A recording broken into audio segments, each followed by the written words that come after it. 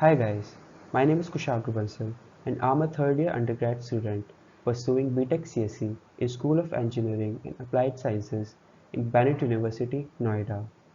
Today I'm going to present my thoughts about Amazon VPC in front of you for our 6th semester subject seminar on special topics in emerging areas. But before that, let's talk a bit about our prestigious university and what does it provide. So Bennett is a really beautiful and green university situated in Greater Noida, which is a huge lavish infrastructure with all the facilities that you might expect from a college and even beyond. It has really talented and experienced faculties which are really helpful. We also have PhD students as our lab assistants, which are also very helpful. The food here is also very good, which is really unexpected when you live away from your home. So now that we've talked about the university, let's talk about the contents that we are going to observe today. So we're going to talk about subnets, route tables, internet gateways, dynamic host configuration protocol option sets, elastic IP addresses, endpoints, peering, security groups, network access control list, and NAT gateways. Introduction. The Amazon VPC, or the Amazon Virtual Private Cloud, is a custom-defined virtual network within the AWS cloud. We can provision our own logically isolated section of AWS by designing and implementing a separate independent network and operating in an on-premises data center. We can launch our AWS resources such as Amazon EC2 instances into your VPC. This chapter mainly explores the core components of Amazon VPC and building your own Amazon VPC in the cloud. So now let's talk about all about VPC. A virtual private cloud or a VPC is a hybrid model of cloud computing in which a private cloud solution is provided within a public cloud provider's infrastructure. The private cloud includes Amazon VPC and the private cloud provider is Amazon Web Service. The various aspects of a VPC are under our control. The IP address range by choosing a CIDR blocks, your own subnets, configuring your own route tables, network gateways, and security settings. The EC2 Classic and EC2 VPC are the versions of VPC. The assigned CIDR block of the VPC will be 172.31.0.0/16. Subnets. A subnet is a segment of an Amazon VPC's IP address range where you can launch Amazon's EC2 instances, Amazon Relational Database Service, or the Amazon RDS databases, and other AWS resources. This is a practice of dividing a network into two or more networks and is called subnetting.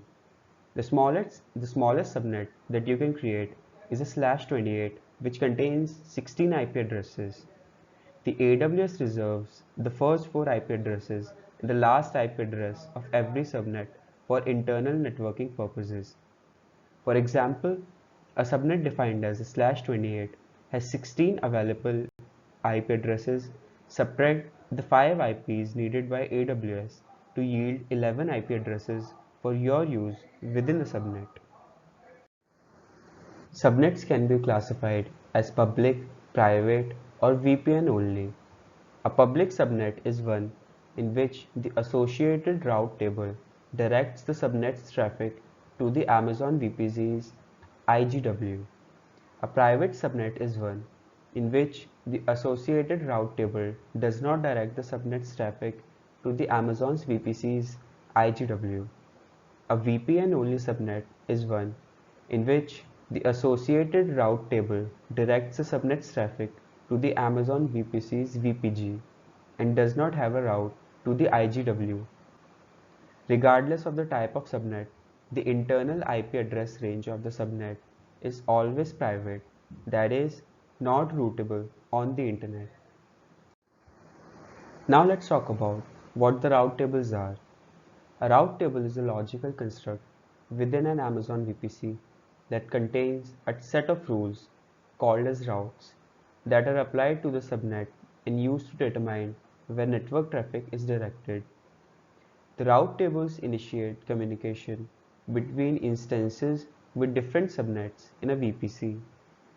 Each route table contains a default route called the local route, which enables communication within the Amazon VPC, and this route cannot be modified or removed, and additional routes can be added.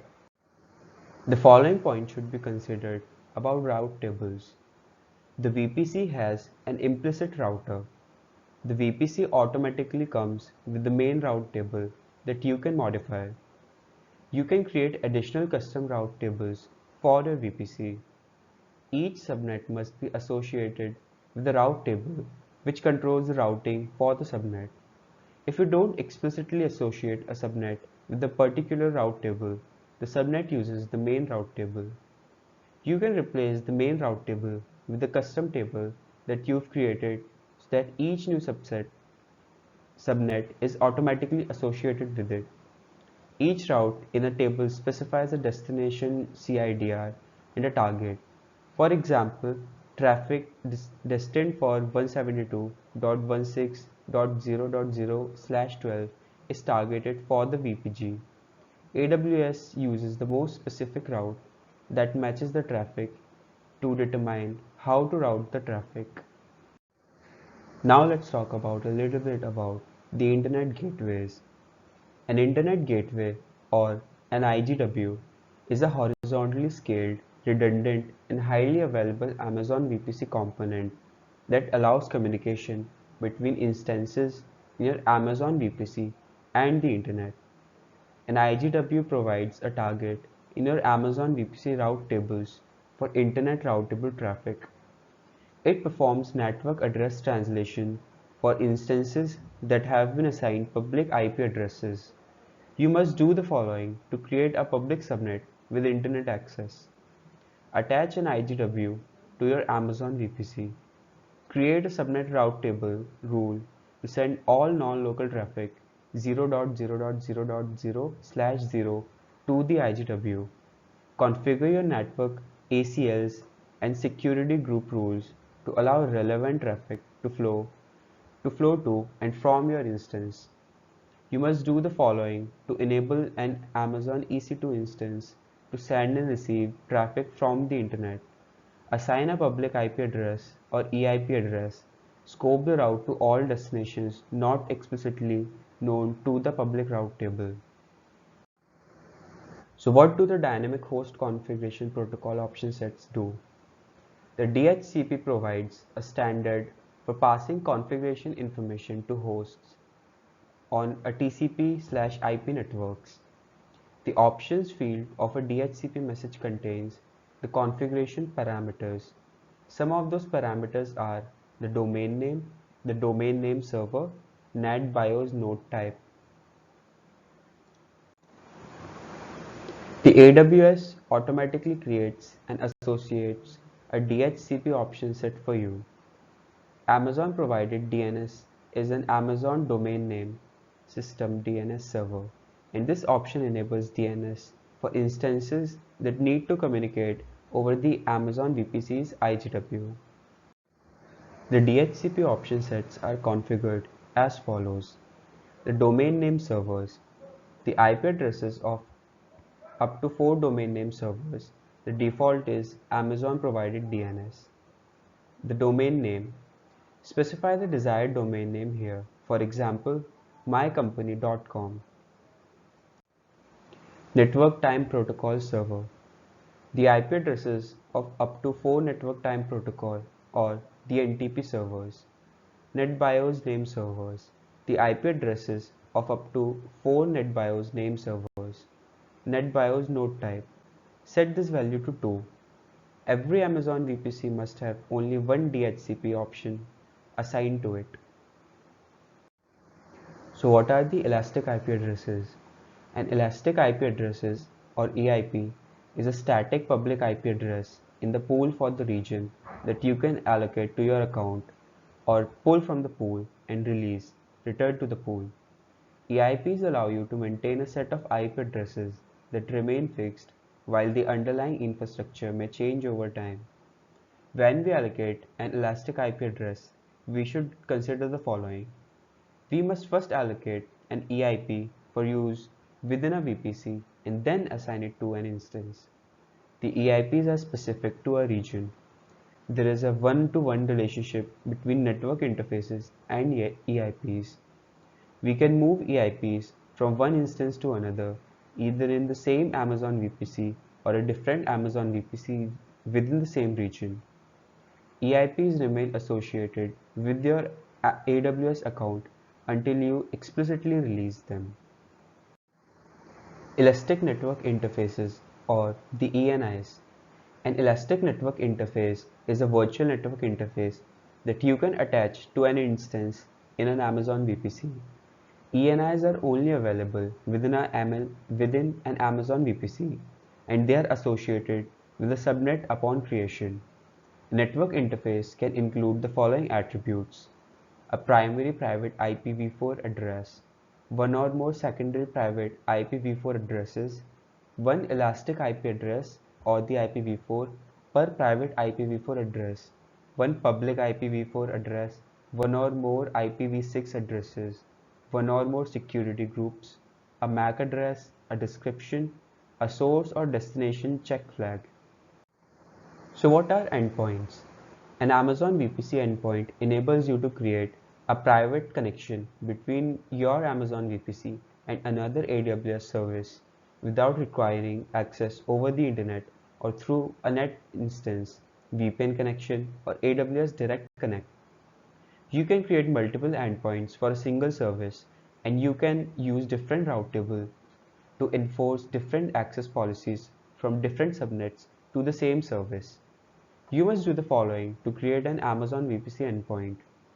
You can specify the Amazon VPC, specify the service. A service is identified by a prefix list of the form that is shown here in the video, which is com.amazonaws.region.service. You can specify the policy. You can allow full access or create a custom policy. This policy can be changed at any time. You can specify the route tables. A route will be added. So what is peering? An Amazon VPC peering connection is a networking connection between two Amazon VPCs. It enables instances in either Amazon VPC to communicate with each other as if they are within the same network. You can create an Amazon VPC peering connection between your own Amazon VPCs or within an Amazon VPC in another AWS account within a single region. The owner of the requesting Amazon VPC sends a request to peer to the owner of the peer Amazon VPC. If the peer Amazon VPC is within the same account, it is identified by its VPC ID.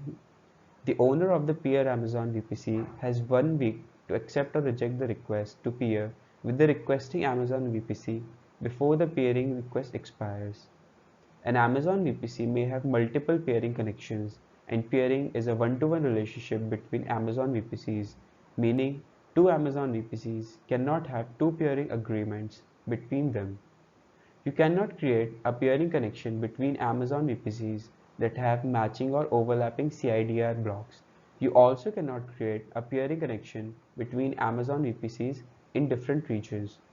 The Amazon VPC peering connections do not support transitive routing. You cannot have more than one peering connection between the two Amazon VPCs at the same time. Security groups. A security group is a virtual stateful firewall that controls inbound and outbound network traffic to AWS resources and Amazon EC2 instances. All Amazon EC2 instances must be launched into a security group. If not specified, then they are configured with default security group. The default security group allows communication between all the resources within the security group. It also allows all outbound traffic and denies all other traffic.